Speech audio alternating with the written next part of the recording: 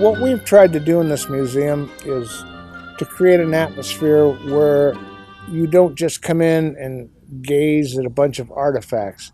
We want the artifacts to speak to you. We want them to tell you a story. The museum was actually started by the members of the club across the street. That's the International Independent Showmen's Association. They'd like to preserve some of the history of the business for future generations. To tell the story of who we were, what we were, and what made this crazy business so fascinating to so many of us for so long. A lot of this stuff that you see is over 100 years old, and it's been warehoused and collected. Many of these items haven't seen the light of day for 60, 70 years. All this that you see now has gone away. There's nothing in this building that is on a midway in this country anymore. The Cardiff Giant is what we in the carnival business call a gaff. It's not an actual person. It's a thing made up to represent an actual person. Anyway, this horrible looking thing set in the back tent, and they had a 12-year-old kid sold tickets on it because they knew whoever coming out of the tent might be enraged at having to spend a quarter to see this thing wouldn't beat up on a 12-year-old kid. Of course, the model that you see over there was built by a man named Ray Gentner. It took him 26 years of his life to build that model. He built it in stages in his basement. As you can imagine, he didn't have much time for TV. The Devil's Bowling Alley actually had small croquet-type wooden balls rolled down a spillway. Then they would roll back into the machine.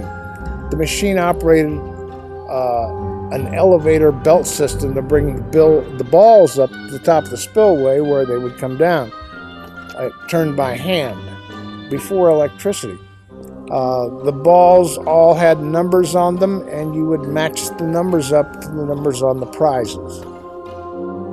This condiment Ferris wheel that you see behind me is a very rare example of Ferris wheels, because this Ferris wheel builder company burned down in 1910 and never made another Ferris wheel. It's a 1903 condiment. This Ferris wheel actually turned riding passengers in the 1980s. At the end of its life, Mr. Wheelock had it on his front lawn, and he decorated for Christmas with it. That wagon was Royal American's advertising and promotion wagon.